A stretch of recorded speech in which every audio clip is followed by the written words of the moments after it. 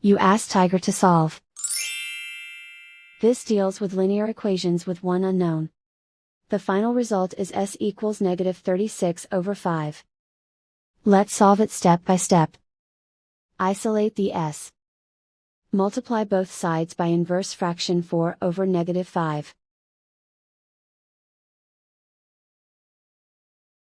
Move the negative sign from the denominator to the numerator. Group like terms. Multiply the coefficients. Simplify the arithmetic.